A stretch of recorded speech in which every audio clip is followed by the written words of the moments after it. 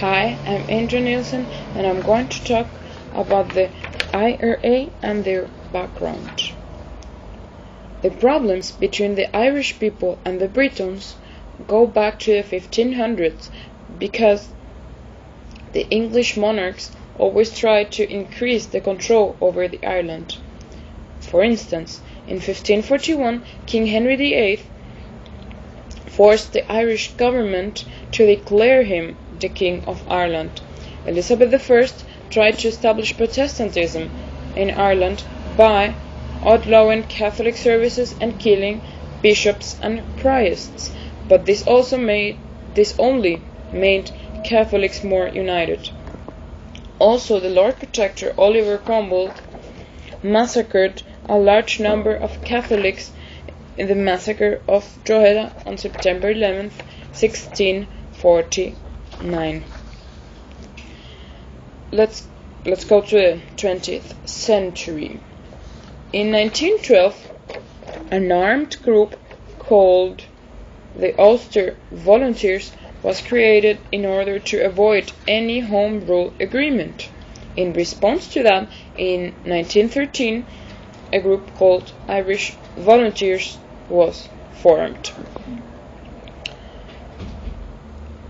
In 1914, the British Parliament passed the Government of Ireland Act, which provided limited powers of self-government to the Irish. However, the implementation of this act was postponed because of the outbreak of the First World War. Many of the volunteers agreed on the delay, but there were still few who didn't. A significant portion of the volunteers who didn't agree on the delay of the implementation of the act seized the Dublin's General Post Office and read a proclamation of independence. This later would be called as the Easter Rising, and it began on April 24, 1916. The rebels managed to hold on for a week, but they were finally defeated by English forces. At the beginning, the rebellion was highly unpopular among Irish people, but when the British executed 16 of their leaders following courts martial in Dublin, this just changed. Sorry.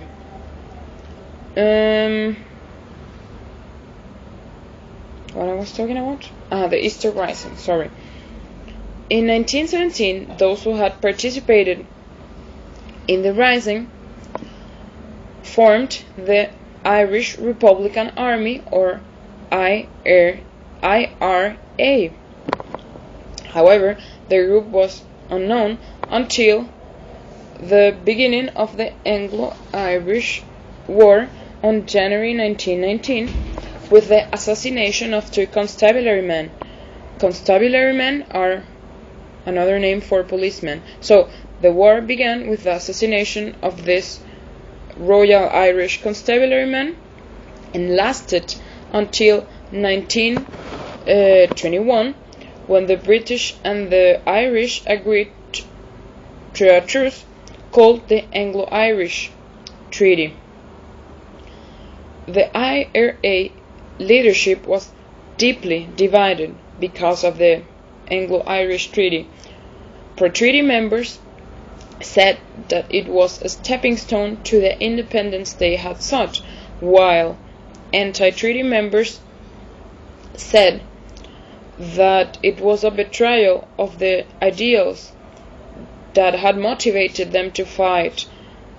They said that because, as an attempt to end the Anglo-Irish War, the Irish state was divided into the Irish Free State and the Northern Ireland state. However, at the time of the Second World War, the Irish Free State was under the rule of Eamon de Valera. During that time, there was an upsurge of terrorist acts of the IRA. Because of this, the chief of staff of the IRA, by that time Charles Cairns, was hanged, and he's revered as a martyr nowadays. During the 60s, the IRA launched the border campaign. It began in 1956, and lasted until 1962. The border campaign was an attempt to reunite Northern Ireland and the Free Irish State. They damaged military installations and killed personnel of the government or of the police. However, this didn't work. Also, by this time, the IRA came under Marxist and socialist influences. This led to a lack of emphasis on the military aspects of the organization. For this reason, when violent rioting broke out in Belfast, they were so ill prepared to assist the Catholic and nationalist community that many people said that that IRA was an abbreviation for I Run Away. However, the lack of focus led to divisions within the IRA. The group who wanted to remain or who wanted to fight for class issues was called as the official IRA, and the group who wanted to attain the independence from the Britons was reorganized as the Provisional IRA.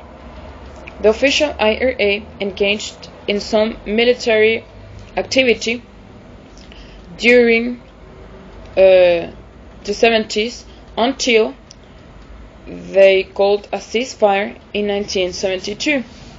On the other hand, the Provisional IRA launched a campaign of terror which lasted 30 years, and they killed almost 3,000 people.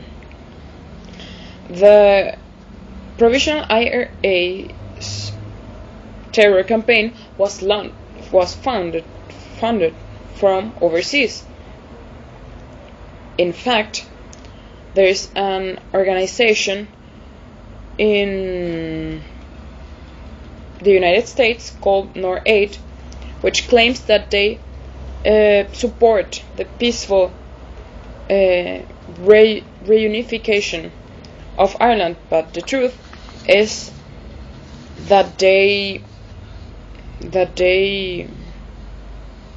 have provided the Provisional IRA with ammunition and weapons and etc. Thanks for watching.